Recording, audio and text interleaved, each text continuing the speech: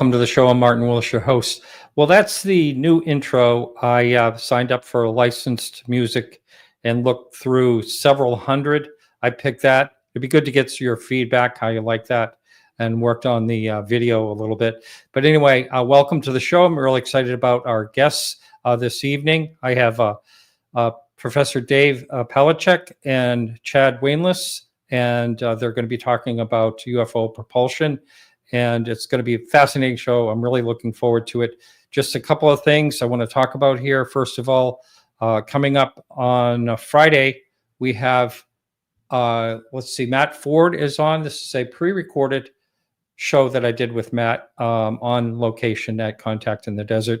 And we really talk about a lot of things. I think you'll find it fascinating. A lot of people know him from the Good Trouble show, but we talk about what got him interested in, the topic in general and all that. Also, the blog this week from Charles Lear is the 1978 Italian UFO flap, and a fascinating one. Crazy image, as you can see here online. So check that out over at podcastufo.com. And over there, also, you're going to see a way to support the show if you'd like to. And that's through Patreon. And also, I don't say this enough, but please subscribe to the show if you're watching on YouTube. I would really like to get our subscription level up a bit. And so I'd appreciate that. And it's free, of course, doesn't cost anything. And you can also click the little bell and it'll give you a notification. Next week, we have Samantha Graves coming up. Last time she was on, only one other time she's been on. And we had a lot of people really, really liked her a lot. She's a journalist. She's doing some research on crop circles and UFO sightings in the Berkshires. She has connections with police officers, and you'll find that a real fascinating show on next Tuesday, same time. And let's see, on the sad note, it seems unfortunate, but a longtime friend of the show, probably been on 20 or 30 times over the years, Ray Stanford just passed away a couple of days ago. If you're watching online right now, you will see his living room where I have been, and these are all fossils, and he was quite a collector.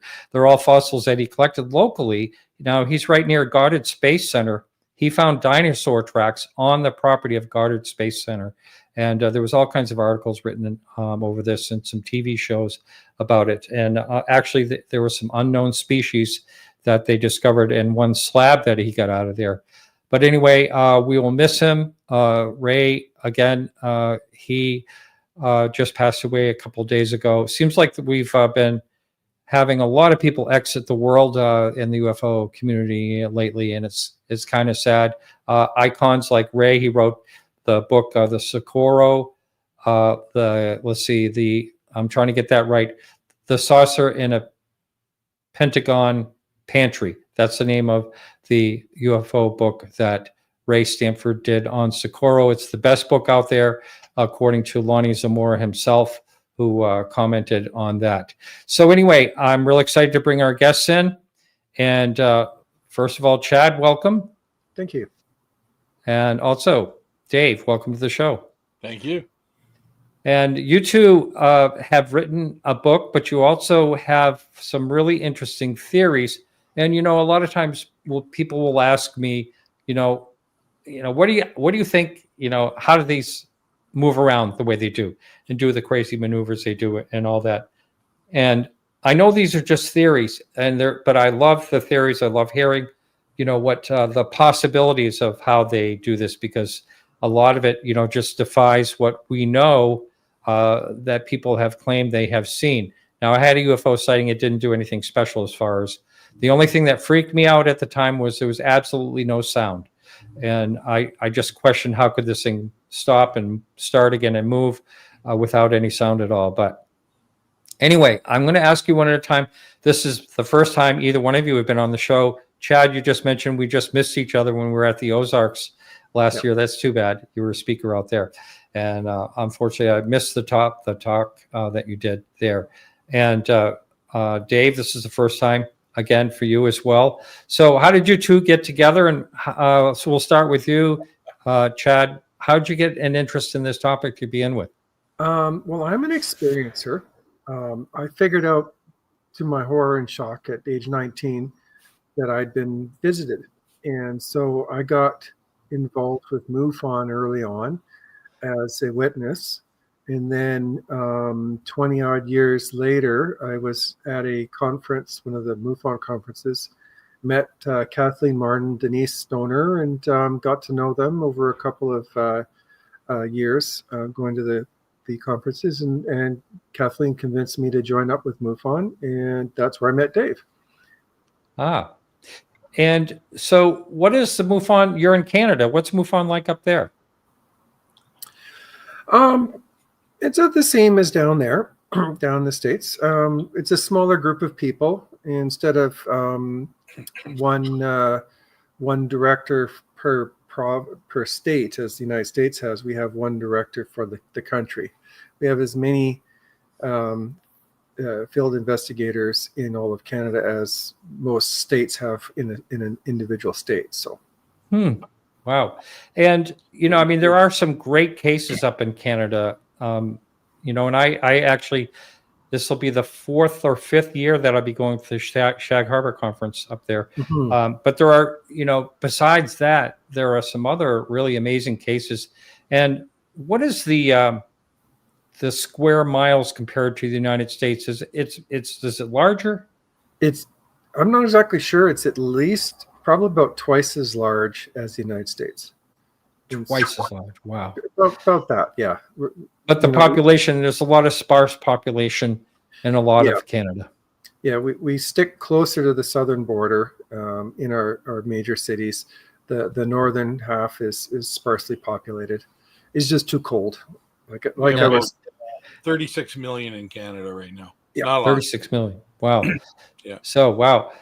So I got to tell you, I have a friend who's I'm in the antique and art appraisal business. That's what I've done.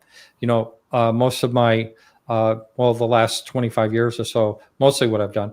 But I did this major appraisal in Atlanta, Georgia, and Alabama. It was one family anyway. But I worked with 5 other appraisers, and one of them was from Canada.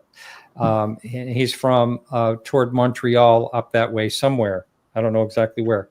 But so he one day, all of a sudden he said, "Oh, hey, I see you doing a show on UFOs." And, sometimes people ridicule or whatever, but he says, "Oh, let me tell you my story." And I love hearing these stories, but this one I figured you two would appreciate to hear. He had a barbecue at his house. He had a big deck on the back of his house and a barbecue, and he's, 30 people or so, something like that. And so they heard this jet, afterburner, a jet, and they looked up, and there was a jet chasing a disc, and the disc was following, going, outmaneuvering it in front of it. And they're all just sitting there with their mouth wide open, staring at it. And he said that he watched the paper every day and the news. And he said nothing. He said he just couldn't believe that didn't make the news. And I said, "Oh yeah, that's not unusual." But did he mention what year that was? I can find out. I'll be glad to find out. Yeah. I think it was something fair. I'm going to say probably he made it sound like it was like a 2000, in the 2000s, but I don't know exactly when. All right. Yeah. No, the reason I'm asking is because you asked how Chad and I met. Chad explained how we met through MUFON. At the time that I met Chad, I was the national chief investigator, and I was training all the new FIs. I got to train Chad. Right after that, I became the national director of all of MUFON Canada and changed the whole setting. So instead of having state directors, since we didn't have enough people, I think we had 50 field investigators across the entire country at that time. So we changed it to having chief investigators per area, so the West, the East, and Central.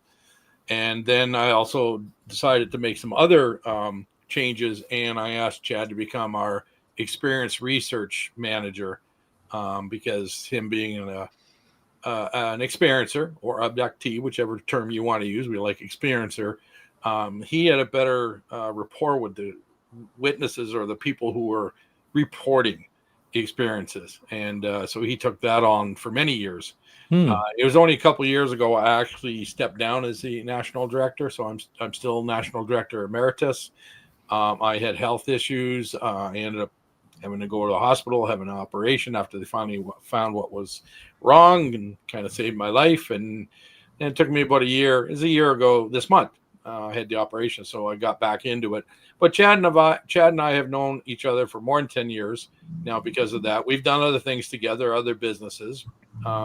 Chad has come to Toronto a number of times. I still have not got out west. We are thousands of kilometers apart, but well, it's normal in Canada. And he Yeah, used that's to come to yeah. the Alien Cosmic Expo or for work. And I was one of the co-producers or directors of the Alien Cosmic Expo, which died, of course, with COVID. And he'd come to that every year, so we'd get together. And he'd also come in from work, and we'd go have supper somewhere and chat. And we got involved in some other little enterprises, which we don't need to talk about. Mhm. So Mhm. that's how I knew Chad. Yeah. Wow, great. So, Chad, I've said this a number of times on this show. I know Yeah. you've watched the show a bit here and there, but as an experiencer, I would have to, I try to empathize with what that might be like. But all I can tell you, like, if I had something like what people have reported going on in my life, I don't know if I could function in everyday life. So I wanted to hear what you have to say about that. So what I'd say about that is I had a number of clues growing up that things were amiss, periods of missing time, but I didn't know what it meant. I just thought there's some unknown phenomena of time that seems to cause it to skip or jump a couple hours here, 3 hours there. No clue why. And, there's nothing in I grew up in the 70s. There's no literature that told me anything about what it was. This is before Bud Hopkins' book came out. So I had no clue. Didn't see any aliens. I saw some UFOs on a few occasions growing up, and a couple of those had missing time periods, but still didn't have a clue. And I was watching a comedy one day, and there was a gray alien, green skin, the typical gray alien, but it was the comedian.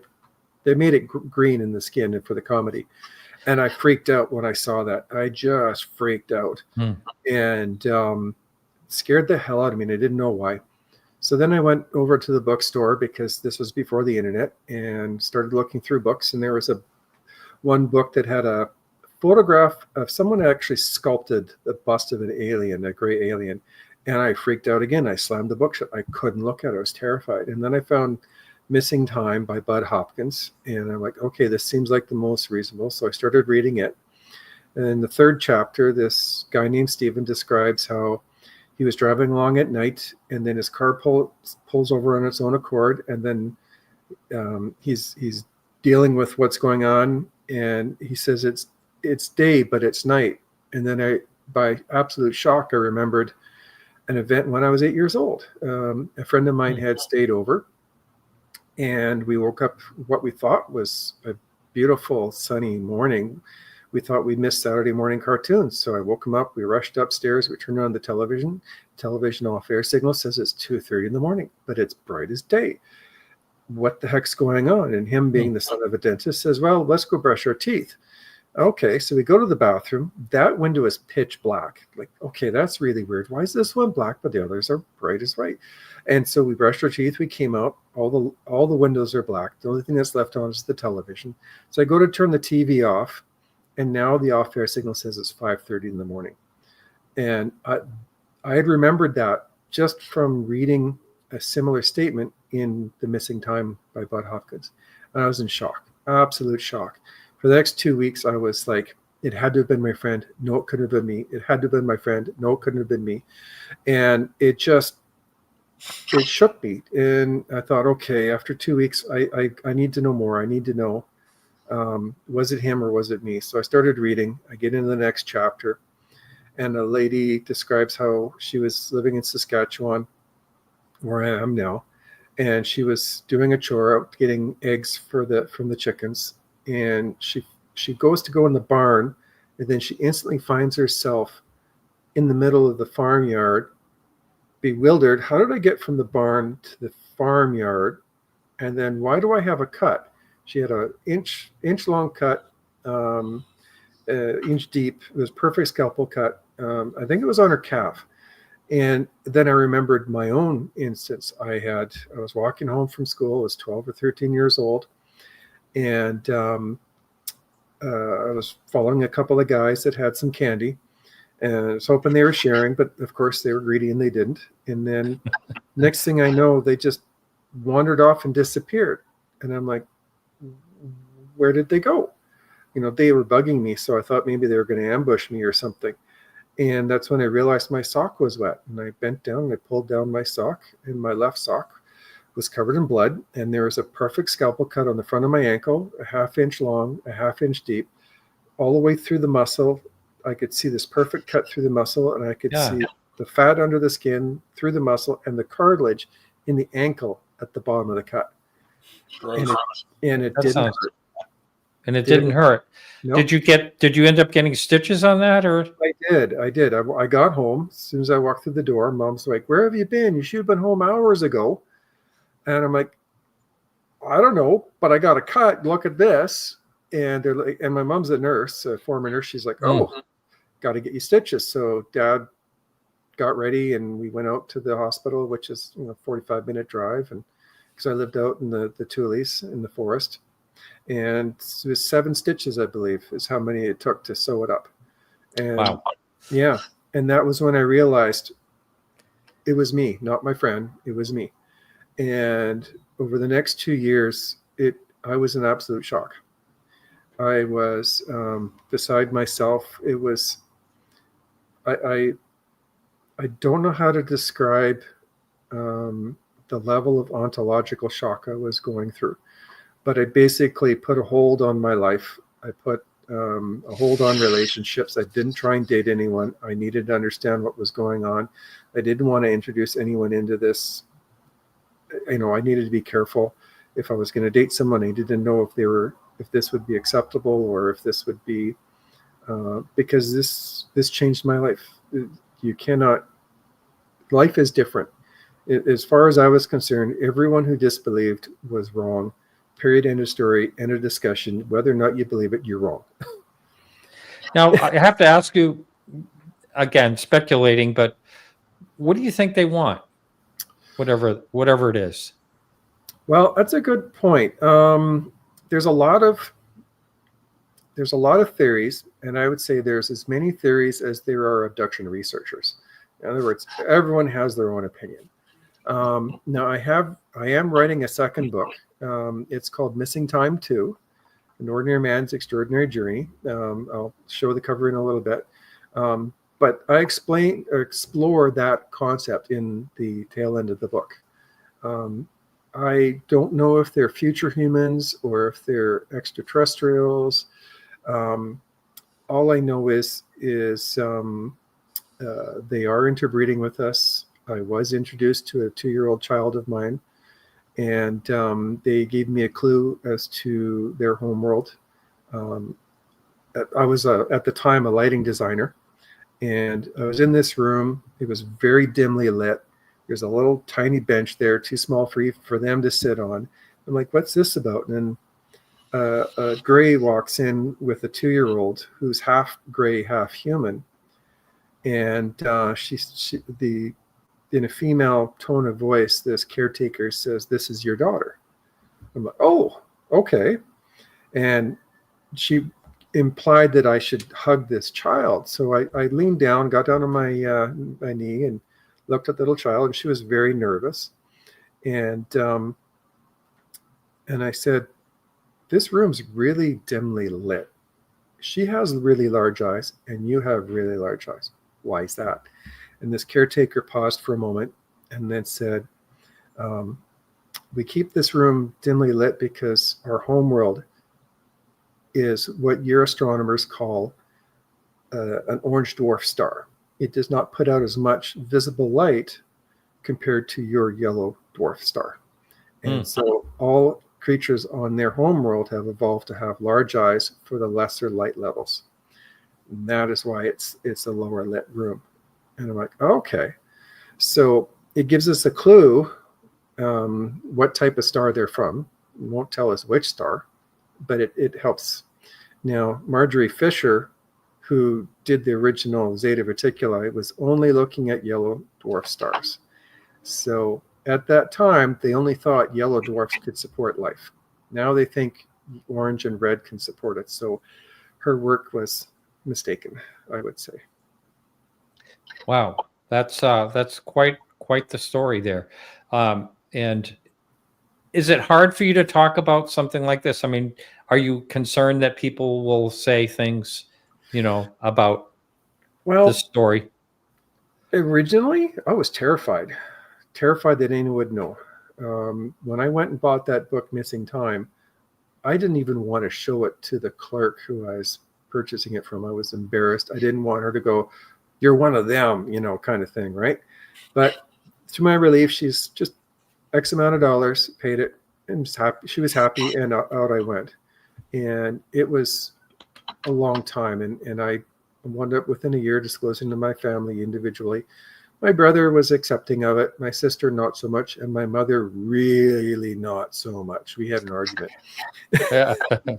Yeah, it's a hard thing for anyone to swallow, and I'm sure mothers are protective, so there's probably some of that involved too.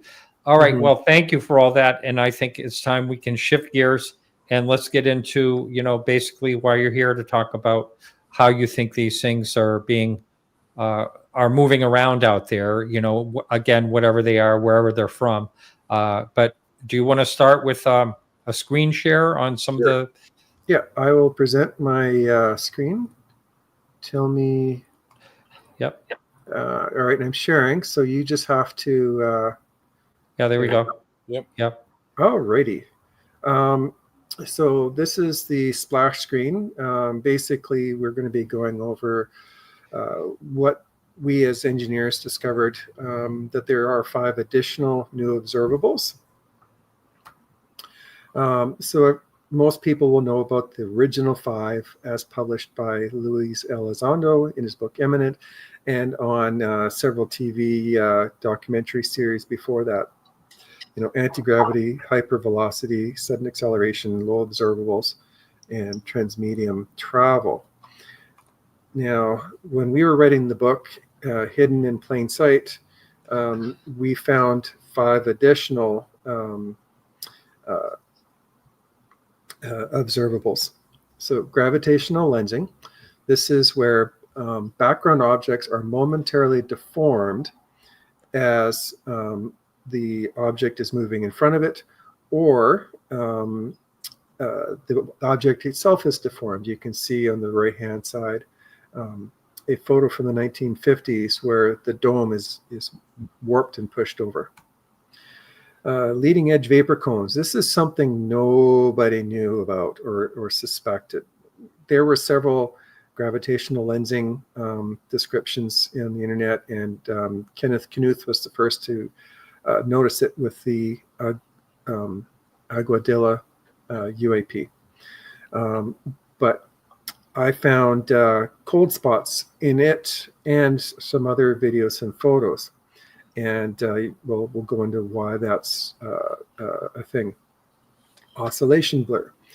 This is where a Alcubierre warp drive is oscillating on and off, and there's a couple of reasons why. And then counterbalancing low velocity disk flight, tilted flight essentially. And the reason being is these anti-gravity craft have to counteract Earth's gravity and move forward at the same time at a low speed. So it'll tilt to move forward, just like a helicopter tilts slightly while moving forward. And then the last one is saucer-like skipping motion. The very first description by Kenneth Arnold described saucer-like skipping motion, and we found a couple of other examples. And we'll go into what we believe is the cause. Now, a little bit of housekeeping. The information in this presentation is solely the opinion of the presenter and does not represent any opinion of past or current employers, my employers make me say that so that I don't get in trouble. And then fair use notice, some photos, artwork, and video clips are for educational purposes.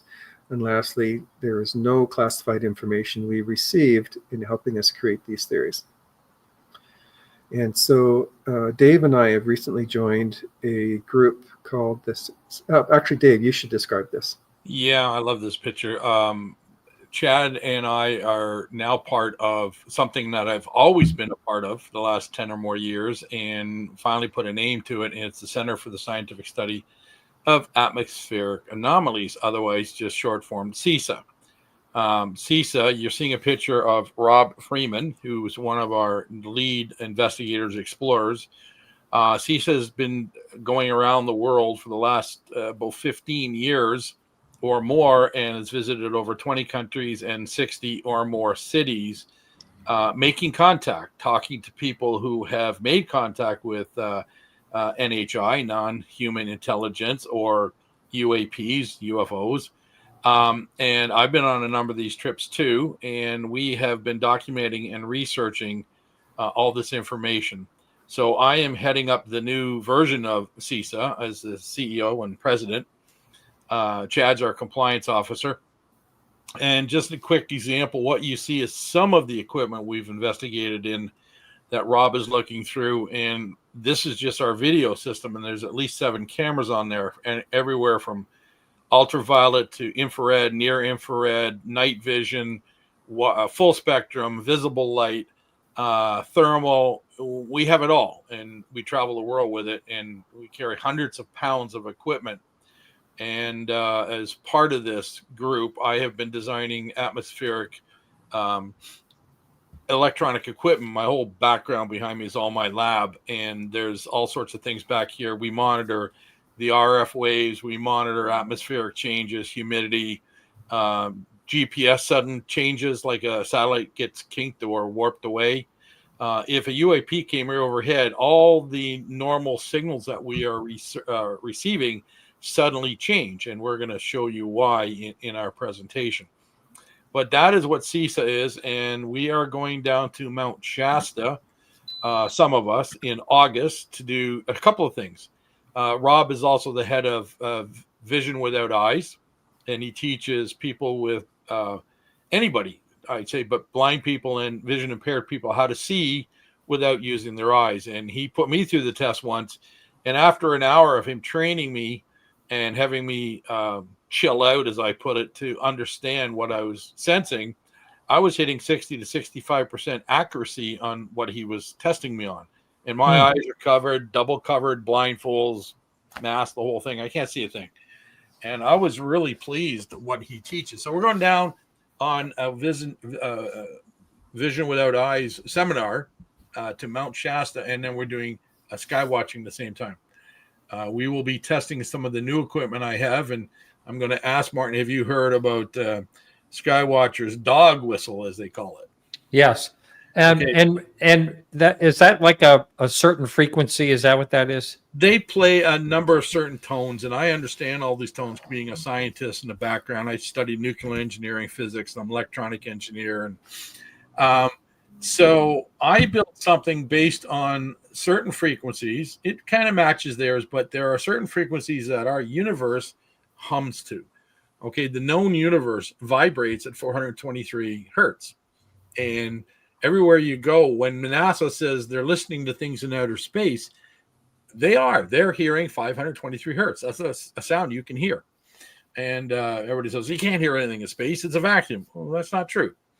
So all the molecules are vibrating at this known frequency. There's also 17 kilohertz, a little above our hearing in most people, 2.5 kilohertz. There's a lot of interesting things. So I have built what we call E-tune, because we didn't want to call it a dog whistle. We're going down to test my example of it. It's kind of sitting behind me. You see the 2 little speakers, but I'm doing it a little differently. So this will be our first test in Mount Shasta. The question is, can it attract UAPs? Can it cause atmospheric changes like they're claiming it does? So I took my electronics and scientific mind, and I created the same thing, only a totally different format.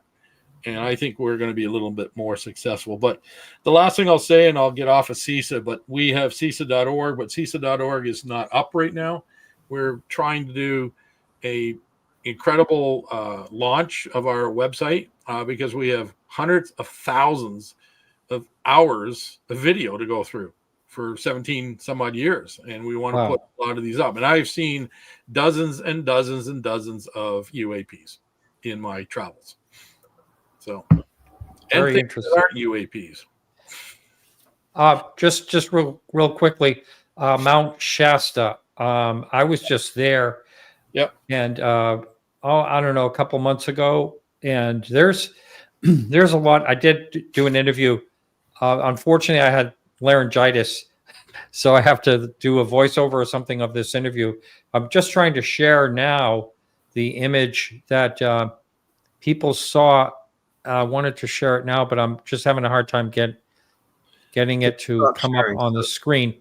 Well, CISA went down there a year or two ago, and we're doing a sky watch, and everybody had their eyes closed doing a CE5 session, and suddenly Rob opened his eyes because he heard voices, and he looked around and nobody's talking, and he turned to the person beside him, and he said, "Did you hear something?" And the gentleman beside him said, "Yeah, I heard a voice call out a name." And I'm not going to reveal it right now, but he said, Rob asked him, "What was that name?" And he was told, and he went, "Well, that's very interesting because I heard the same thing, and there's nobody around here would even know that name." And the person sitting beside him didn't know who that name was or what it represented. So I'm going to leave that for another story. Okay. And they caught it on audio. This is an image. I was trying to get the full report of it, but this is an image of an object that was seen outside of some type of medical center, and people watched it. It was hovering there for hours. And so I said, "Well, did you call someone?" "Yeah, the police came out and they were watching it for a while." But it's kind of funny. It was there that long. And but there's a lot going on in the Mount Shasta area, and that's why I interviewed this woman, because I talked to people up there at these different shops and things, and they said, "Oh, you want to talk to this person?" And so I did, and she's like known anytime seen. I mean, when you go there, this woman will probably be aware of it, or you may do some interacting with it. I can connect you as well. Yeah, please do. We want to do interviews because Rob also started a video over the last 10 years called Making Contact, and it's currently on Prime in the US. But now we're taking a lot of the stuff, we're going to make it public. We have a filmmaker that comes with us. He's actually a Hollywood film producer, director, and he does all the shooting. And like I said, we have a lot of data we have to go through to get it up on our website. It's probably going to take 6 months or more. I just started doing the background of it. And I've never been to Mount Shasta. So it's beautiful. Really beautiful area. Yep. Yeah. Beautiful lakes up there too. But okay. Well, thank you for all that. And I don't know if you want to share your screen and continue on. I mean, what I find is fascinating. We don't have to do this like a presentation, but as far as I heard you say, what's it called? Something lens. What do you call it? Has to do with lens. Gravitational lensing. Gravitational lensing. Yeah. That sounds like a familiar term that I've heard before. It is. Chad's going to explain all. That's why we have the little slideshow. And Chad, if you go back to us, just to let you know, the last picture that you see with Rob is called the Mount Shasta. The Squamish Orb. Yep. And he caught that a few years ago before COVID, and I investigated that. That orb is almost 5 feet in diameter, went through the trees at 35 kilometers an hour. And it's the largest orb that's ever been caught. And that was with night vision. And it was amazing, the energy it was putting off. And, of course, the debunker said, that's the ISS. Yeah, the ISS, 30 feet off the ground and behind the granite rock called the Chieftain. I don't think so. But anyways, beside the ISS at that time was in over Italy or something.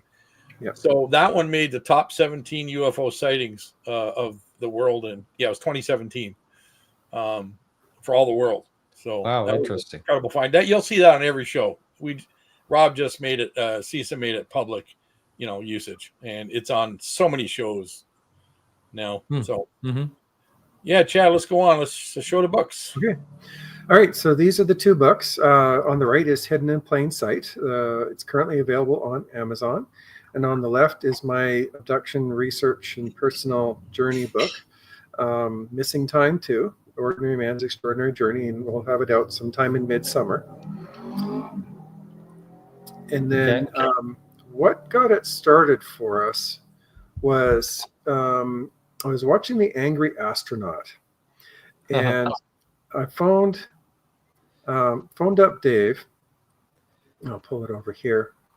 And so I've created this little short version of it.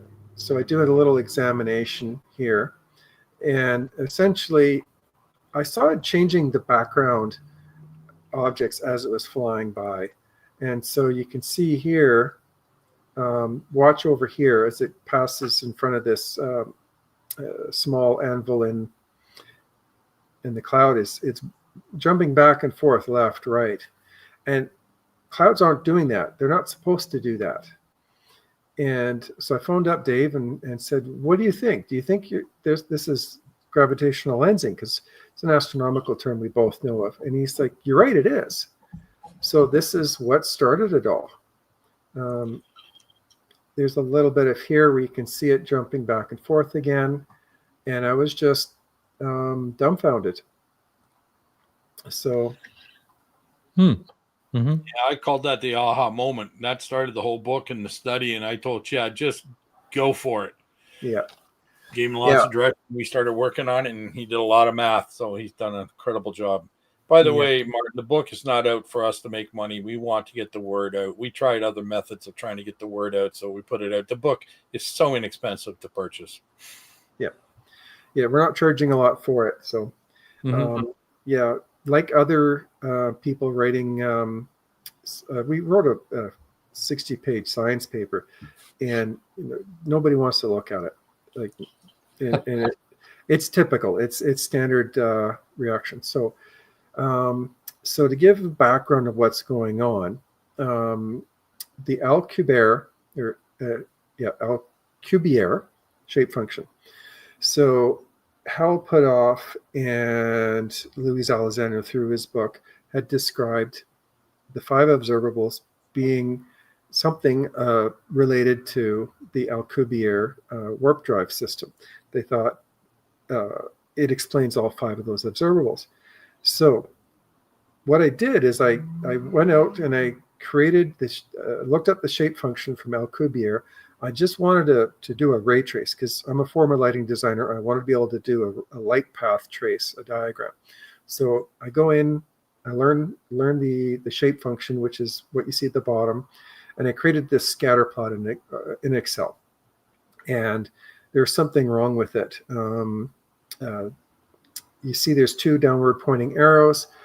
The space should be bending back towards, the expanded should bend back in towards the compressed. And there was no math function that showed how to do that.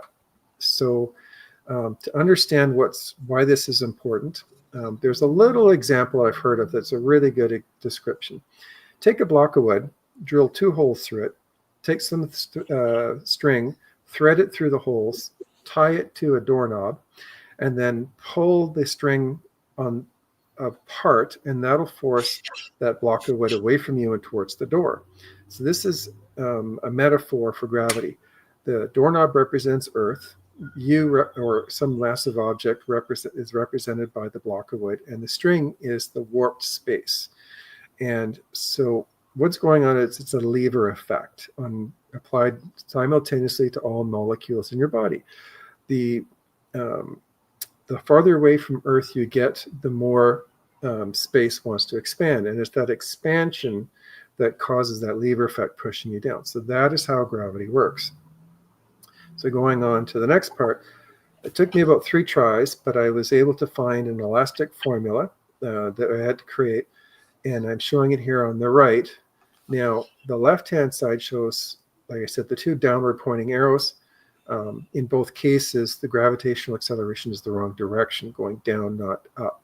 So on the right-hand side, you can see the expansion below, but it curves back in the middle over here where I have this disc placed, and then you can see it expanding back out to normal above. So there's a narrow pocket here that allows a vehicle to exist in where the gravitational acceleration would counteract Earth's gravity and allow it to float or float upwards away from the Earth. Basically fall is you're basically falling upwards is what this does. Now, this is important to understand. This is a wine decanter shape. In the neck is where the vehicle lives or can exist. And if you're going to maximize your internal storage, your cargo space, your science space, passenger space, you have no choice but to make your vehicle a disc shape when you're using an Alcubierre warp drive. In other words, it's absolutely no accident that most medium-sized UAP are disc shaped. Now, the small ones, the little probes, the orbs, they can be round, square, whatever, it doesn't matter because they're not maximizing internal space. When you get to really large, like triangulars and stuff, you're using multiple warp bubbles instead of one. So the size is a function. The shape is a function of the warp bubble or bubbles. Now, the next part here is the spatial compression color map. I did this to show, because people say it's a warp bubble, and it is round, but inside the warp bubble is that small wine decanter space that's shown in red down here where expansion is, and where the compression is the blue and magenta. And this is important and one to remember for later. Now, what is gravitational lensing? This is a good example that I found online of a black hole moving across a galaxy in its view. And you can see here how the black hole warps the view of the galaxy as it's passing by behind it. So this is a quite severe and a really good example of exactly what gravitational lensing is. So the way it breaks down is what they found, multiple what they call Einstein rings. You can see one on the right. So how does this work? Let's say there's a quasar way off on the left side, and its light moves towards Earth, but not exactly towards us. In between that quasar and us is a galaxy, and its mass is creating curved space in orange, and that light is being bent like a magnifying lens back towards Earth. So what we see is this ring around the galaxy, and the four bright spots is actually the center of the quasar in 4 different locations. So UAP, in theory, if they are bending space as their form of propulsion, would do the same thing. So A on the left is a background image. In the center is a dark cube that is warping space using an Alcubierre warp drive. And on the right is the observer at sea.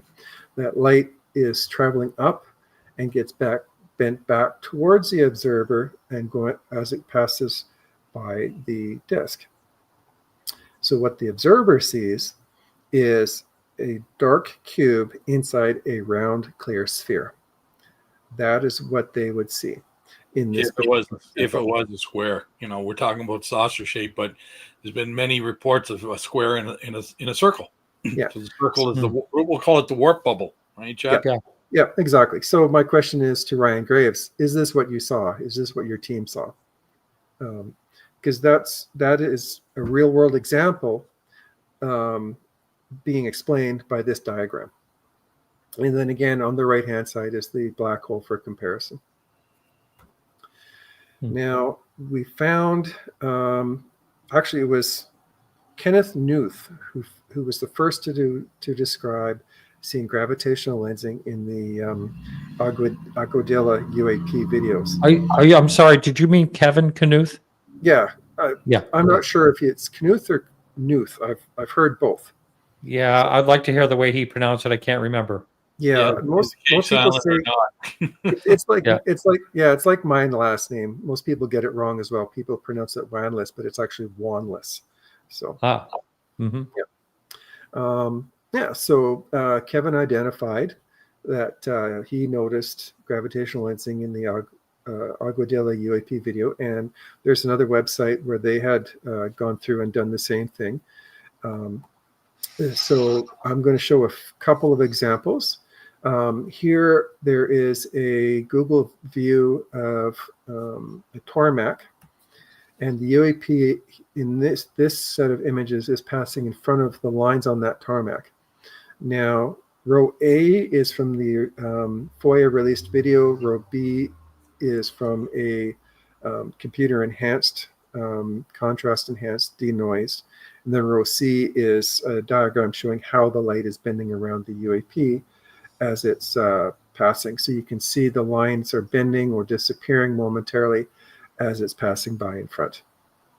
And then you can see down here, there's these white clouds in front of the UAP as well. And we've identified what those are. So the second important passing is in front of this building. It's actually a gym. And so column A is the FOIA release video. Column B is contrast enhanced, and column C is denoise contrast enhanced. And as it's passing in front of this roof line, you can see the roof line is bending down just like the gravitational lensing. And you can see a little bit here, not as strongly. The denoise makes it stand out a little bit stronger. Now, is this the Aguadilla? Oh, it is. Yeah. It is. It is the Aguadilla. And then I've got the gravitational black hole diagram compared to it. Notice how it's pretty much identical. So this is where I became convinced that UAP were gravitational lensing background objects. Now, there's one other part. A lot of debunkers say that it is, a balloon or a sky lantern in parallax. However, here I was able to identify a period where it actually passes behind a set of trees, which I was able to spot from Google Earth. And you can see here on the right-hand side, it is disappearing, which means these things don't just change color. It actually went behind something. And then this is another example, my last example from the Aguadilla, of the background objects being warped as it's passing by. And you can see over here, this dark line bending quite severely. So now, Arrow has stated that they believe this is a balloon or a sky lantern. However, it's apparent that they didn't actually look up what a balloon looks like when viewed through an IR camera. So this example from a website, a YouTuber called James Drones Thermal, he videoed a latex balloon left. B and C are two different color variations, but it's transparent to the point where it looks like a soap bubble. Like he's standing 10 feet away and you can barely see it. Imagine being a mile away. Would you be able to see it? And the answer from Dave Falch is no, you can't. He did a test where he had someone in a helicopter using the same video camera. He released a latex balloon, and there's a tiny little smudge you can barely see pass by on the screen, and only if someone points it out to you. And so down here, there's a tiny little dark smudge you can barely see. So the next one was Mylar balloons. What do they look like to an IR camera? Well, Mick West was attempting to debunk the rubber duck video, and he put this up, and he basically showed, here's a happy birthday Mylar balloon, which is an aluminum balloon, and it's incredibly reflective, 99.9% efficiency of reflectiveness.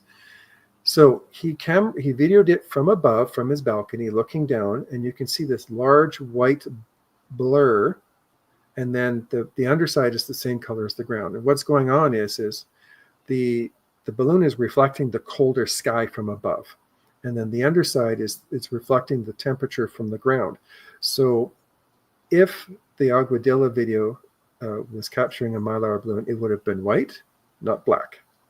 So we can rule out latex balloons and mylar balloons. Third one was also by Dave Felch, and he actually got himself a sky lantern, which is a small Chinese lantern. It's basically a miniature hot air balloon, and he videoed it in IR, and it's just this big black blob. Now, we identified within the Aguadilla some anomalies where there's these white clouds forming above, either above front, above center, or above right. And what we concluded, or what I came to conclude, was there's a spatial compression creating a atmospheric cooling effect, and I'll go with that in a little bit.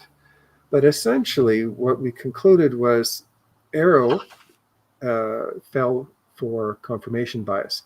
They wanted to see a balloon, and they ended as soon as they thought they had enough to show that it was a balloon.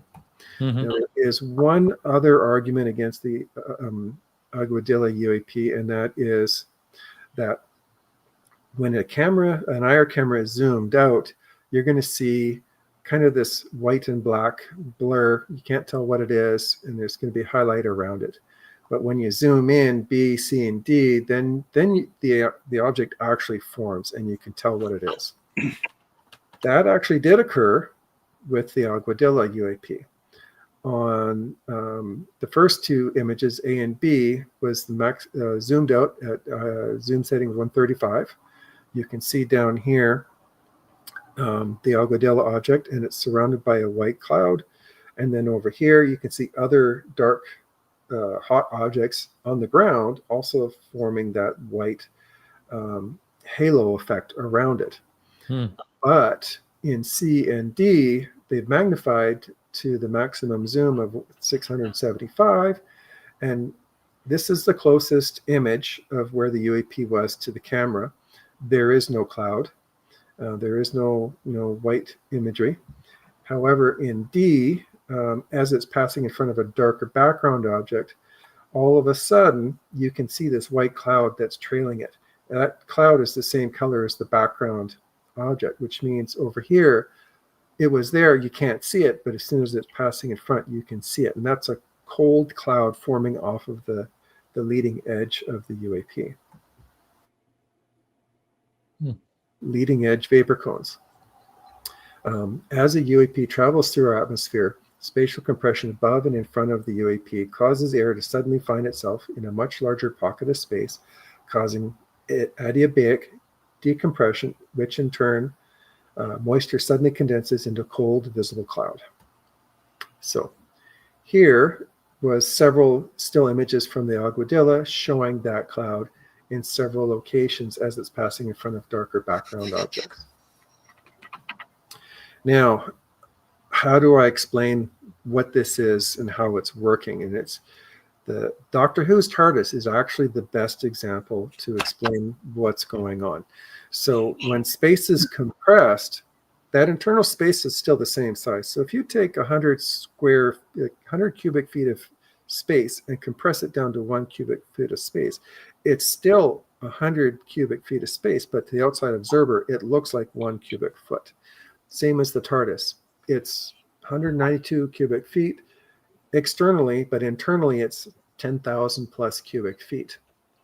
So basically what it works out to is when a volume of space is compressed, the interior of that volume still maintains its original size. However, to an observer outside, the volume of space and its contents will appear much smaller. Now, what happens if the door is left open and a 100-mile-per-hour wind starts blowing in? That wind is going to find itself in a much larger space, and it's going to suddenly decompress. It's going to expand, and it's going to expand rapidly. Now, adiabatic cooling, I guess the best way to describe this is the air will find itself in a much larger space, causing rapid decompression. When air decompresses, it cools rapidly. Cooled air causes vapor to condense, and condensed vapor forms visible clouds. And it's the same mechanism we use for our air conditioners, the same thing that's happening up above me, behind me. It's expanding, it's cooling, and you're seeing the cloud. In the case of the IR video, you're seeing the cold of that cloud. And let's back up and be very clear. If this was a miniature hot air balloon, sky lantern, there is no way a cold cloud would form next to it. Okay, so this is a nice example that I used. You can see here the wind is basically not moving very fast, but the object itself is moving quickly. So the pockets of air find themselves in a large space and expand. And it's very similar to the vapor cones that are formed around aircraft traveling between 0.8 and 1.2 Mach, except instead of being on the tail end of the aircraft, it's actually in front of the object. Skywatcher had released one of their videos, their second video, and they identified that they have been seeing vapor clouds forming over the leading edges as well. Their first video describes it as there appears to be some kind of cloud or vapor around it. Now, there was an interview recently with one of their head people, and he went into a little bit more information on this, but he said, we've seen multiple videos where there's these clouds forming above as they're moving through the sky. And he said, we think we know why, but we're not going to go into why. And I'd really like them to reach out to us.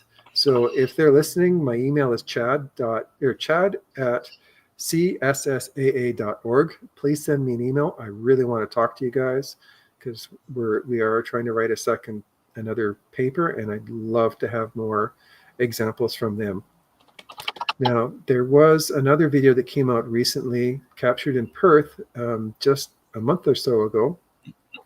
It's a green to blue orb traveling through the night sky, and it's strobing on and off. And as it's strobing, you can see this trail of vapor forming and being divided as it's traveling through the vapor clouds. So it's creating its own vapor cloud, and it's being left behind, and that vapor cloud lasts for a second to half a second. So it was definitely an interesting one to capture. So next item was radar gravitational lensing. The Tedesco brothers had seen one of our interviews and reached out to us. They had, as they had said to you in a previous podcast, they had actually captured what they believed to be gravitational lensing happening via radar. So, Dave, I'm going to get you to describe this stuff more clearly. Okay, so let's talk about radar. First of all, they're using a marine radar, which CISA also has, and it's very effective because it shoots horizontally, and it's a licensed product. Obviously, it's not shooting up at airplanes. And since we're always looking at the horizon and slightly up, it is the perfect object to use. So they basically have the exact same radar. So when they are sending out the radar pings, they are not getting back what would be normal from just a boat. Okay. So what they're seeing is not one ping coming back, but dual pings or more. So that's because there is a UAP also there. And as you can see in the picture, there's the boat and there's a couple of UAPs. So the UAPs are causing radar return malfunctions, radar return anomalies, doing some other things, which Chad is going to explain at the same time. But they have actually caught this with their radar. Now, we also went down, CISA went down for the New Jersey drones. We sat up top, fourth story on a condo that had a rooftop balcony, and we could see not only the coast, but we could see the inland right across the island, the Jersey shores. And we're still looking at the radar that we got, but we did see one incredible object that flew by the 900 meters from one side to the other in less than a second. And I'm still looking at the returns on that, but it would cause what's happening here. So Chad, let's go to the next one. So unexpected field echoes is what UAP causes. And basically, here's what you've got. The bottom line represents the ping coming back from the boat. But the ping is also spreading out all over the place and suddenly hits the gravitational lensing effect of the UAP. Let's just call it the warp bubble to make it easier. It's going to get bent and come down. So instead of going straight up, and leaving the return vector where the radar is looking for it, it's suddenly getting bent and coming back down, but it's at a slightly either different frequency, 1 or 2 hertz, or the time delay is noticeable. So now suddenly you have multiple returns. Radar is very specific. It sends out a ping, it waits so many milliseconds, it gets a ping back. It knows exactly how far the object is away in the case of the ship. But if it suddenly gets another one that's only microseconds or milliseconds behind it, that is unexpected pattern returns. And we're going to talk about what the fighter jets in the U.S. are hitting. Yeah. So essentially, you see the boat in 2 locations. Is what's happened. The radar thinks there's 2 boats. Now, there's a second part, long delay echoes. There's this long smear of radar returns on the outer edge of the radar periphery. This one's going to be a little harder to wrap our heads around. But we know the boat's not traveling that fast. But it's the same effect. Look at Chad's diagram he's put together. In the radar return coming through the UAP, it's actually circling around, caught inside the gravitational lensing effect, and then finally gets thrown around in such a way that it comes out. But it's not one coming out, it's multiple coming out. So now you get all those multiple returns of the same ship as if it's appearing a million different times. Yeah. So is this what the Tedesco brothers had happened to them? Is that this example? This is their example. Yeah, this is their returns, and we've figured out what happened to justify what happened to them. I got it. Yeah. So it's a long delay echoes could be just as Chad showed in that diagram. It could be just, the signal is getting wrapped around that gravitational lensing effect and then coming out late, but it's coming out more than one. Yeah. Okay. Yeah, I understand radars 100%. Actually, CISA has, and myself, I've just built a passive radar. So we're not sending out echoes. We're using known frequencies already present. We're receiving them, and then we're looking for delay factors in echoes. And it's actually, my whole family room is full of antennas and my passive radar, and it is so effective. I cannot believe how accurate it is. A stupid looking display, but it doesn't matter. It shows the bounces, the echoes off of airplanes, and we're just hoping it shows a UAP when it comes in. But it shows the distance, and it actually shows the frequency change or shift from that echo. Yeah, Dave, you just got that built last month, so you haven't had a chance to test it in the field. It's been running for a week now, and I'm so pleased with it. It too is going down to Mount Shasta. Unless a UAP comes over my house and I get the one I'm looking for. Okay, but so there's what Tedesco's brother using. We're using a same thing but slightly different make. That's all. Yeah. So this is a good example. Is going to lead into what we're seeing next. But essentially, they did do a calibration test in the field. So boys at sea to make sure they don't get run over by large boats. They have built-in transponders. When they receive a radar signal, they record it and they return it back many times. And you can see on the right, there's a long track over here. And this indicates that, hey, there's a buoy out at sea. Don't hit me, please, is what it's telling this radar. So a boat captain will look at that, go, oh, I got to make sure I don't steer in this direction because I'm going to run over a buoy. So, and this is also from the Tedesco brothers. They had actually recorded, they told us 14 different examples. You're seeing 5 here, and the bottom right is the buoy example. And then this one here is a photograph from their paper, and you can see here there's a series of little blips. And this is similar. What they did is they pointed the radar up instead of horizontally, and it's similar.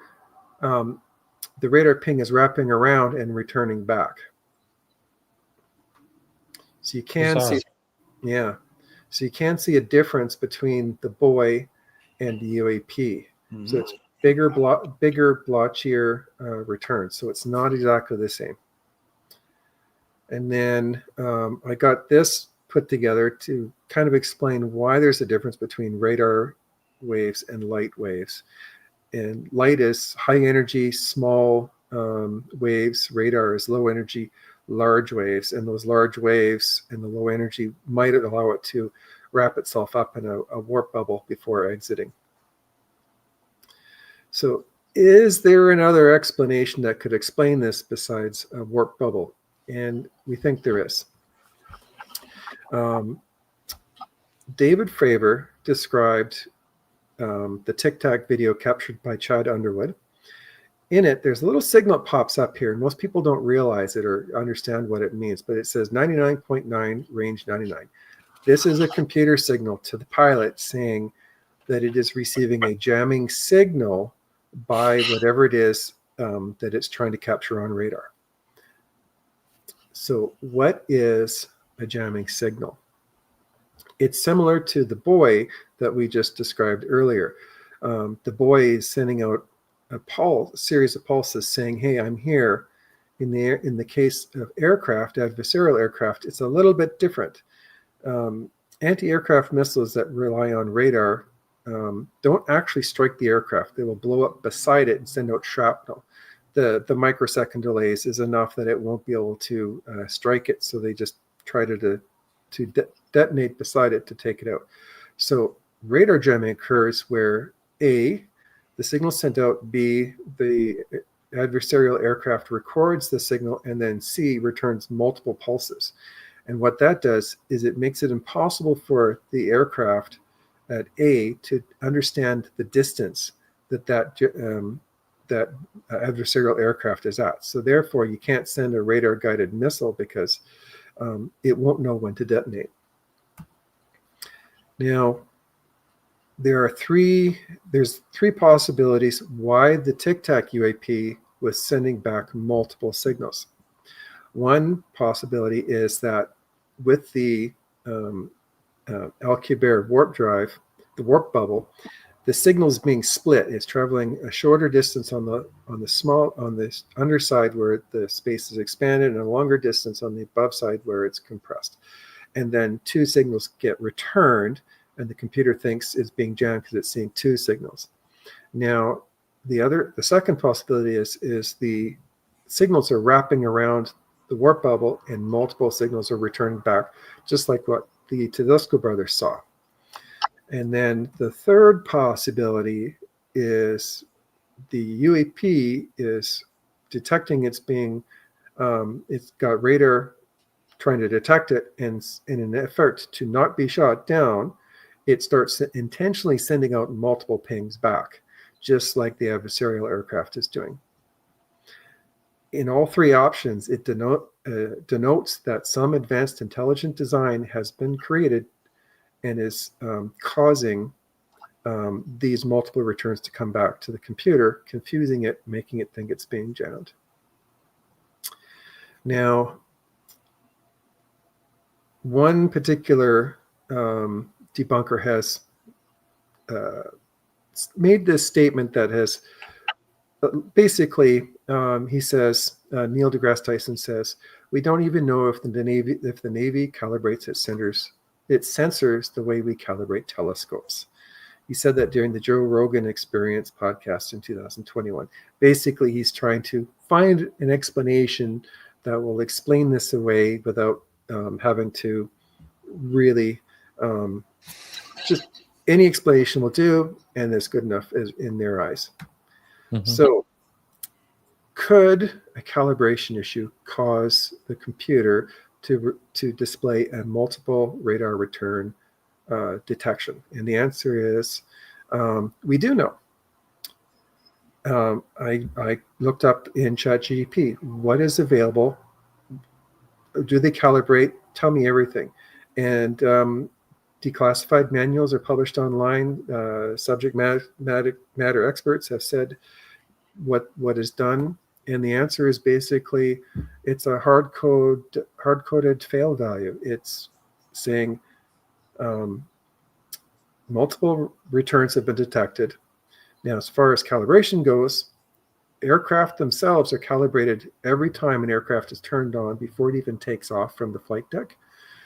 The at-FLIR pod that is used, and both two types of cameras in the FLIR pod both detected the same object in the sky. That is calibrated every time it turns on. And the ships themselves, they calibrate daily, multiple times a day.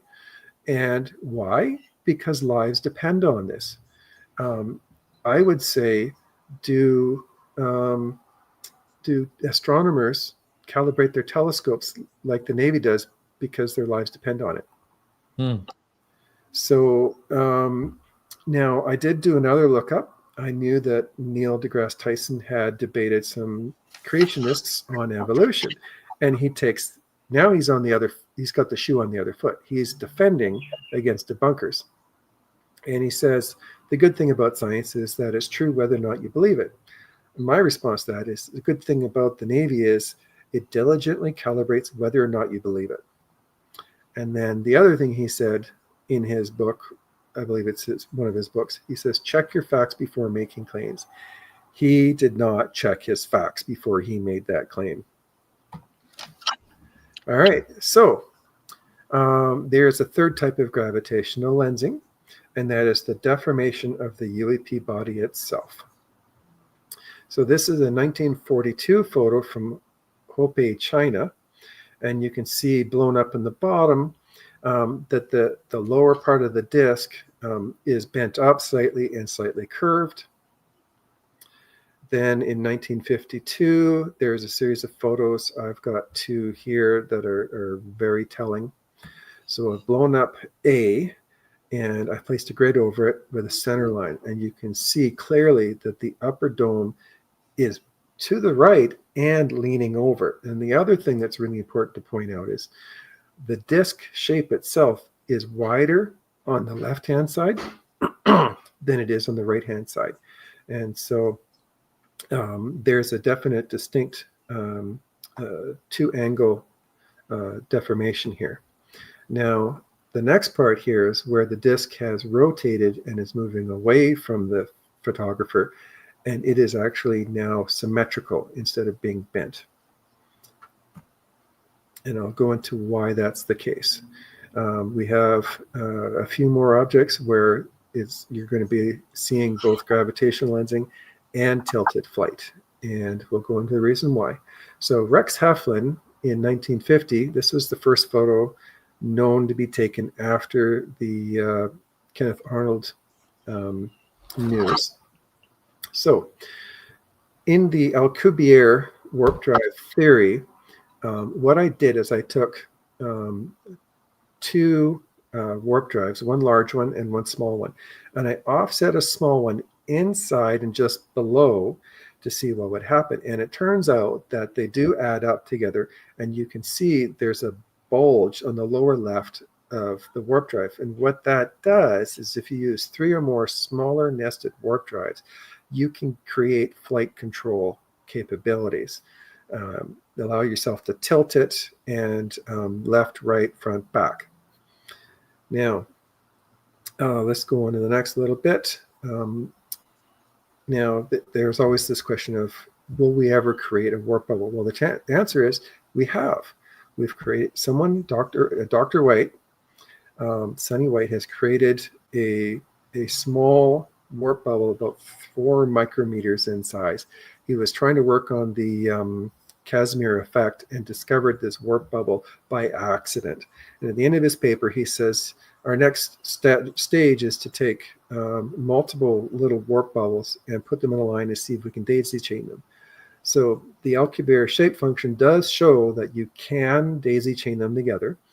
The warp bubble does get larger in size, but it decreases in strength, in its gravitational strength, the larger it gets. However, in C, if you create a cone shape of these micro warp bubbles, now you can have a larger warp. It does create a larger warp bubble that has steepness to it, so you can increase the strength of the gravitational acceleration. And then if you turn on and off the outer micro warp bubbles, now you have throttle control. And I'm just showing 5 deep, 5 wide. But what if you had 5 million deep, 5 million wide? You know, that takes us to the next step. You can create these nested micro warp bubbles and turn them into a larger macro warp bubble. Now here I've placed one dead center of the disk on the upper side of it, and it's protruding slightly through the roof. And then I've placed 3 more down below on the underside. Now this creates its own nested warp bubble system. So when you turn all 4 on, it creates a warp bubble that's large enough to encompass the entire disk. And then you adjust the strength of the lower ones to allow you to do tilted flight and flight control maneuverability. Martin, does this look familiar? Does this configuration look familiar to you? Yeah. Yep. It's Bob Lazar's sport model. I thought I've seen it before. Yeah. Yeah. Yeah. I'm So not now- 100% sure what I feel about Bob Lazar. I will go on the record. For Yeah, that. Everybody knows we were. how I feel about it. I know Dave was the same way. The way I saw it was they said, "Oh, we couldn't get his college degrees or university degrees," and I'm like, "Well, first of all, if you tried to go and look at my college, they wouldn't tell you anything either because of privacy laws." It's the first. Well, thing. I mean, I actually have a very person very close to me that works at MIT in the records department, and she can do a very deep searches that I don't even think the government can do on their school. And there was never a Lazar there. Yeah, we get that done in Canada. Boy, our colleges are tight-lipped. I should know, teach. By the way, I used to sit on the fence with Bob Lazar, and it was only recently, even before we wrote this book, that I started leaning towards, yes, he was there. He did this. That's because I have a little inside information I can't talk about. I have non-disclosure agreements in place, and I have very high clearance, security clearance. So then Chad and I wrote this book, and I'm going, oh my God, Bob Lazar was, where he had it right, but he had it wrong. He was talking about gravity emitters. It's not. They're warp drives. Yeah. So Bob's description came out 5 years before Dr. Miguel Alcubierre's warp paper came out. And so Bob was using terminology like waveguide and amplifiers. Well, it's not the right terminology because the terminology hadn't been invented yet. Essentially, they're all gravitational amplifiers. But the configuration he drew is mathematically sound according to the Alcubierre warp drive theory. And Bob said this before Dr. McGill came up with this theory, which has been proven now by a lot of leading scientists, that warp drive is possible. So theoretically, it matches and it's possible. Mm-hmm. All right. So now let's get into tilted flight control using nested warp nacelles. Paul Trent in 1950 took a photo, and you can see this disk tilted, flying away to the right. And the reason why it's tilted is because of that expanded warp on the lower left-hand side. Now, you can see up here, there's a central cone that's sticking out the top. Nobody knew what that was. That is the central warp nacelle sticking out through the top. Why is it off to the left and slightly leaning? The reason is you have 2 spatial compressions above, causing an extra strong gravitational lensing effect on the left-hand side. And then, again, as described earlier, the right-hand side is shown slightly thicker, and the left-hand side is shown thinner. And that is because of the expanded and contracted different spatial warping on either side. So the light comes to the camera slightly bent. Yeah, everybody has to keep in mind that inside this craft is not changing whatsoever. Mm-hmm. We're seeing these results because of the gravitational lensing effects of the warp bubble. And, this is to our eye. We're on the outside observing in. Inside, any occupants inside, the spaceship is the spaceship. It's just going to the right. If they weren't looking out the window, they wouldn't even know it was moving. Yep. So next one was a Rouen photo taken by a pilot in France. The same craft, a little bit better of a view. You can see the cone is sticking out a little bit farther, and the cone is farther to the left and also leaning. And you can also see the bulge on the lower right. So there is a definite gravitational lensing effect happening here as well. And then the Trinidad photos, which I really like, and I'll get into that in a minute. But two photos as it was traveling west showed a clear bulge on the left-hand side of the craft and a contraction or squeeze on the right-hand side of the craft, which is consistent with the spatial compression above. And then as it was departing to the east, there's two photos when it was descending, and they are symmetrical in shape, which means it was not using the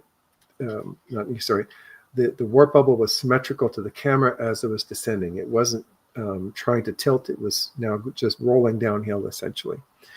And this is a craft I saw when I was 6 years old. It was at night. It was bright orange with a red ring around it, and I thought I was seeing Saturn. Yeah. And then so going on to the next set, we have a new observable benchmark. This is the Rex Heflin photos. It's unique because here we have four of the five observables and a couple of the original observables. So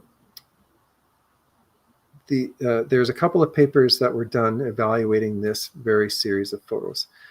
The craft itself was blurred, yet the background objects like the telephone poles were crisp and clear.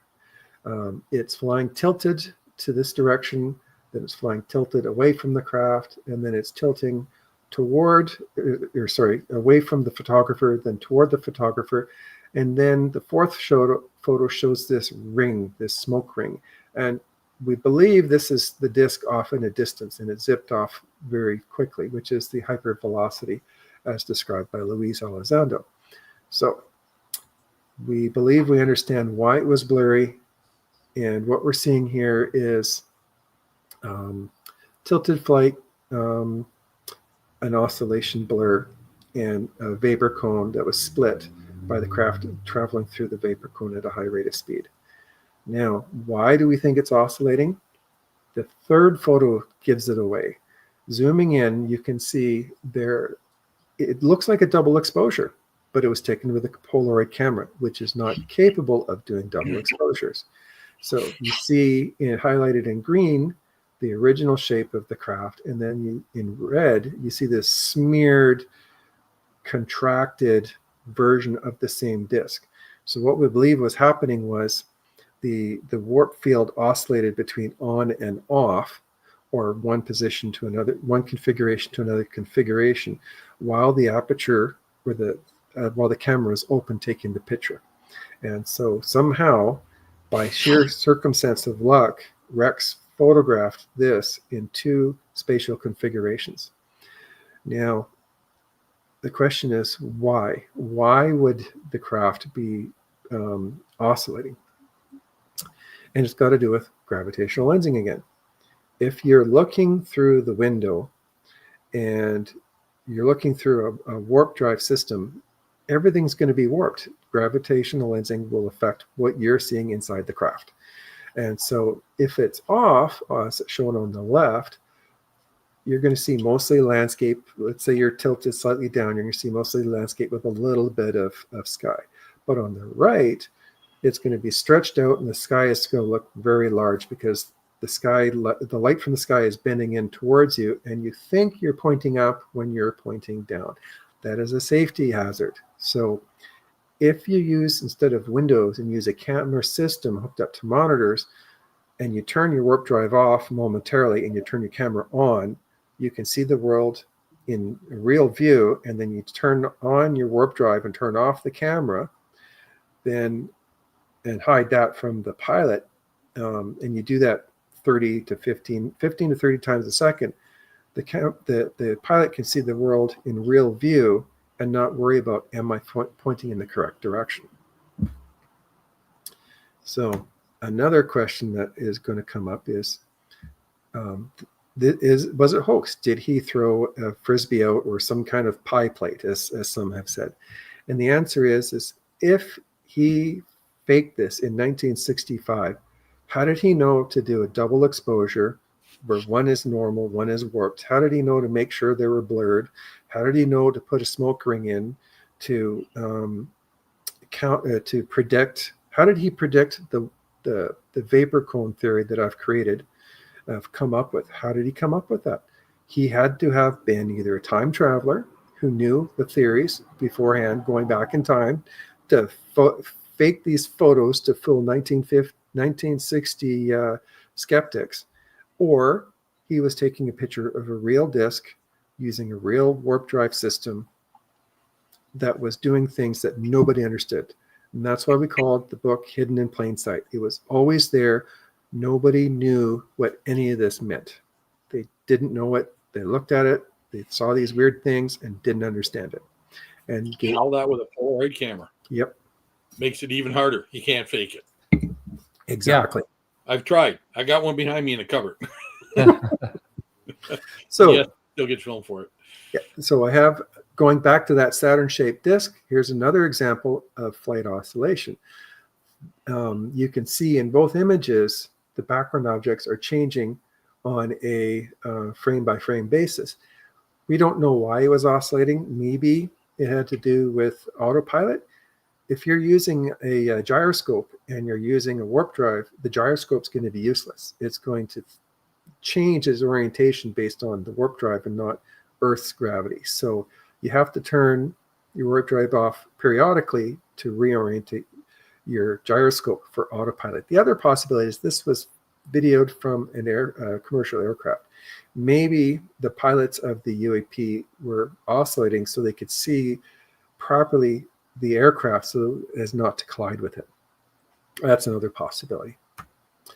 Now, going into saucer-like motion. Kenneth Arnold said he saw 9 objects that flew like saucer skipping on water. There was a very interesting video taken earlier this year in February, K4 Oklahoma News.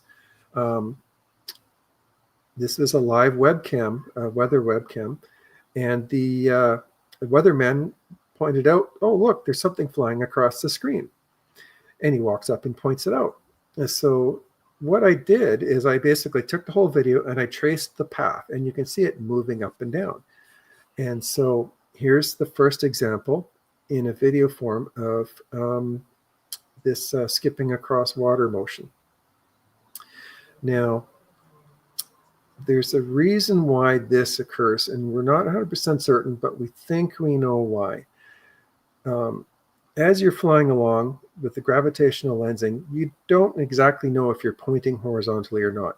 So you're going to move slightly across the sky, and you're going to go, oh, I'm too high. Oh, okay, just down. Oh, I'm too low. Adjust back up. Oh, I'm too high.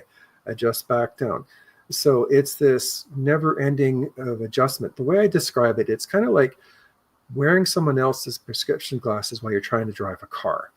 Except every time you turn the steering wheel, now the prescription changes. So you turn right. Oh, no, I got to turn left. Oh, no, I got to turn right. Because every time you turn that steering wheel, someone puts a new pair of glasses on you. That's the way to describe it. And that's why UAP do this bobbing motion, because every time they change their flight configuration, the world view changes instantly. Think about the UAP in outer space. Does it care if it's going up and down? No.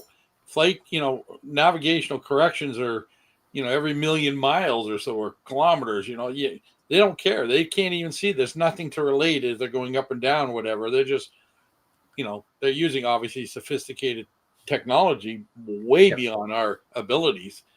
But it's when they get into the atmosphere and they have to deal with terrain and it's cloud counteracting Earth's gravity. Yep. You're trying to point up and slightly forward, where in space you're just pointing up.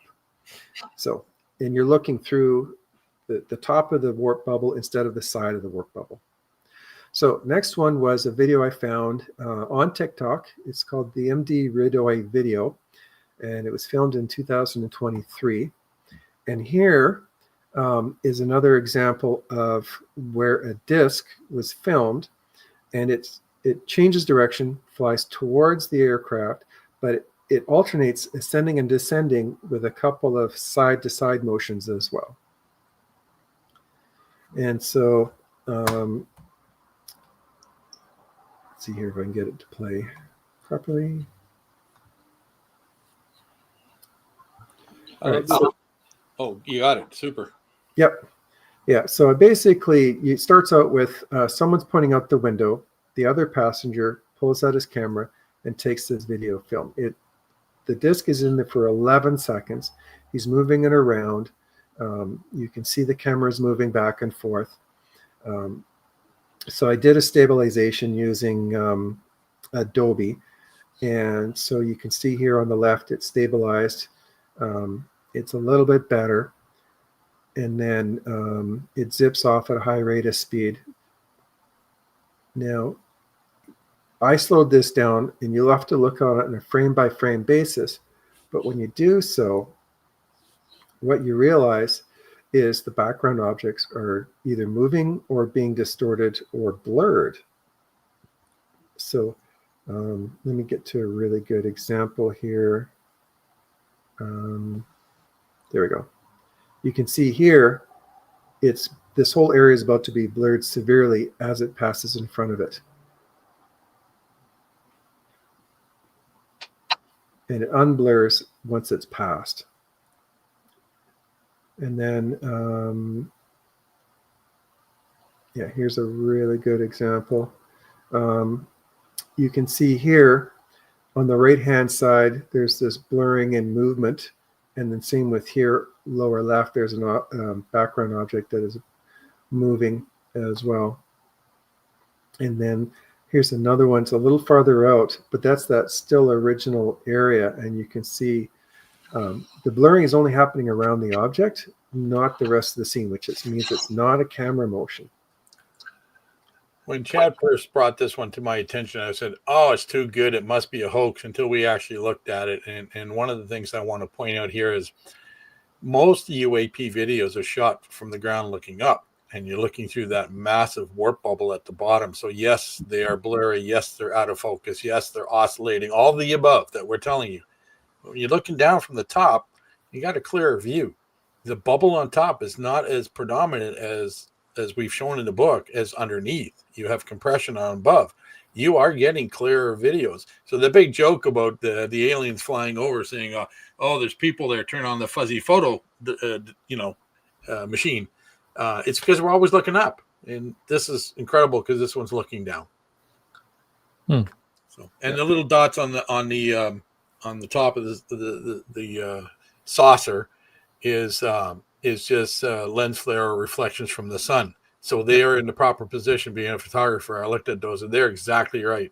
The next part is the fascinating part. Go ahead, Chad. I love this part. Okay. So it departs horizontally at a high rate of speed, probably 3,000 miles per hour. Didn't do an exact measurement calculation because we don't know the size of the craft. But there's this white cloud that forms in front of it as it departs. You can see it here clearly, and you can see it here again. Now, this is not lens flare because you can see the lens flare on the disc here and here, here and here. So what is causing that? And that was the second time I saw a vapor cloud forming in front of an object. So what I did is I took that spatial compression color map and I overlaid it next to it. I put a UAP in front of it. See this magenta color here in the spatial compression? Notice how it's exactly the same as the cloud in front of the UAP. What this means is this is a one-to-one correlation, which means it's strong empirical evidence that this disk is creating a warp bubble that's creating a vapor cone as it's traveling through the air at a high rate of speed. And because of this, we can rule this out as a hoax video for the simple reason nobody knew about these vapor cones forming in front of UAP until the publication of the book earlier this year. This is a 2-year-old video. How did he know to fake that, to fool me 2 years later with a complex mathematical theory that I had to come up with, that I had to extract and tease out of the Alcubierre shape function math. Just one quick thing before we move on here. Yep. There was a question someone just was asking about the math. Let me just see if I can pull it up. There's a couple of questions we have in here, and is there a lot more left to this? A lot Read more the left to this. Yeah. Read the book. This is only a fraction of what's in the book. Yeah, I understand.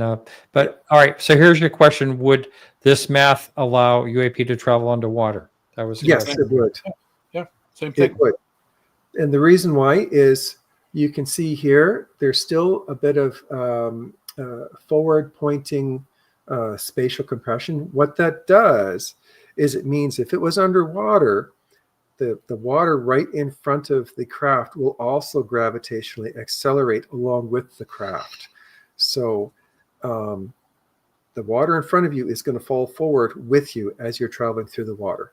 So yes, this is why UAP can travel underwater with ease, is because the water is falling out of the way of the UAP as it's traveling through it. Yeah, as it hits the water, the same theory says that the water, you don't hit the water moves with you. Yep.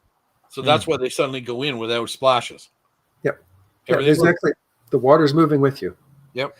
I might as well show these other couple of questions here too. Do the gravity-based maneuvers imply anything about point of origin? Could or would the occupants or operators use such methods if they are from here? Should space travel, be presumed? Okay. In the book, we're very careful to say we do not know who are the occupants. All we can say is these are manufactured objects using a warp drive. We also don't say where they come from, because they're the good old four possibilities: future, outer space, other dimensions, parallel universes. Yeah. That's the four main ones. There's a few others. I mean, there's 11 dimensions in our world that we know of now. So no, we don't claim any of that. We never would. And this is all based on Alcubierre's math formulas, proven math formulas. We're just putting a theory behind what we found. Yeah. The way I would describe this was there's no instrument in the world that will tell us who is inside these things. Right.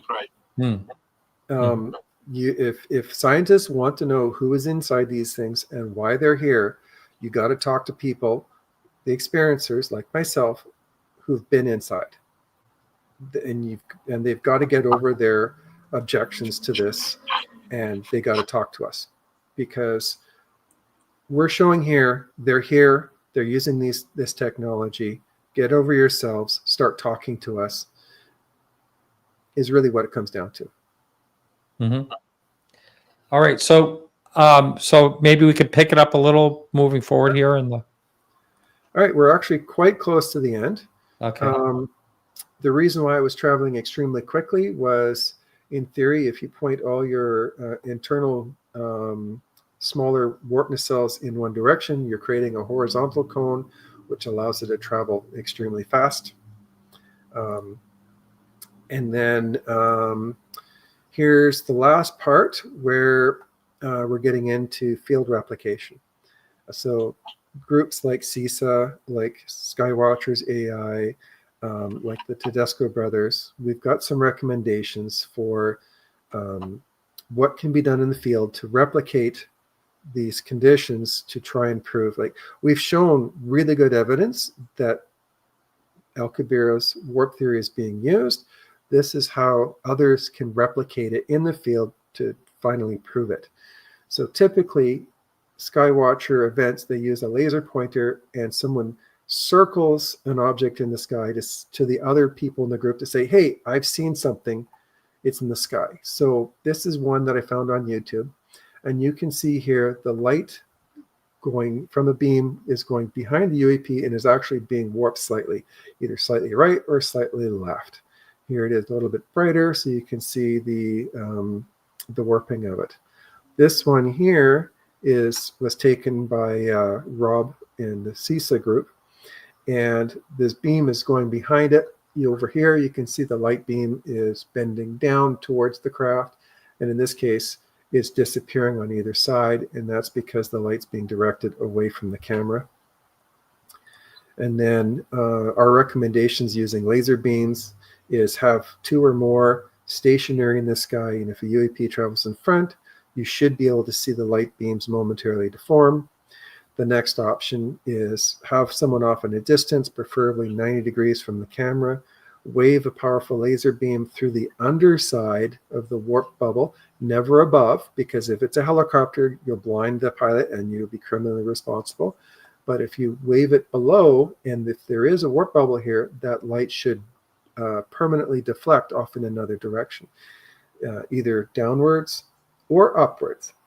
And then the last thing we're recommending to do with these marine radars is combine them with a Kraken RF passive radar, orientate the antennas vertically, so now you can do a 3D plot of where these radars returns are coming from. And then the last thing, which is I'm going to put of interest, is going back to looking through the window and seeing the world. You're pointing slightly down versus think you're pointing up. Well, in that example from the Ridoy video, what if you think you're pointing up and you zip off at 3,000 miles per hour? What if you're not pointing up? What if you're pointing slightly down and you don't realize it? What's going to happen? Your craft is going to strike the ground at a very shallow angle, and it's going to create a scattering of debris a couple 100 feet wide and a couple of miles long. Talk about Roswell? Exactly. You got it. This is a plausible explanation as to why the Roswell crash happened. They thought they were pointing up and they weren't. And that is the end of the presentation. Very good. Wow. Well, thank you both very much. It's been fascinating. And where can someone find you? Chad at CISA, CSSAA.org, or Dave at CSSAA.org. As Dave said, the website's under construction. My other website is true-experiences.ca. I have examples from my other book in there. It is a illustrated, basically kind of a half science, half biography, but it's a fully illustrated. Because of my artistic skill, and we were talking about Emily Trim before, I've spent many years creating my own CG created artistry. That book cover was my recreation of a gray that I saw looking at me through the hallway door when I was 20 years old. And so what I wanted to do with the book is I wanted it so that people could see what I saw. Normally when people read something, they try and picture it in their own mind of what it is this person's describing. Well, picture's 1,000 words. In the book, you see what I saw, how I saw it, as I saw it. There's nothing left to the imagination.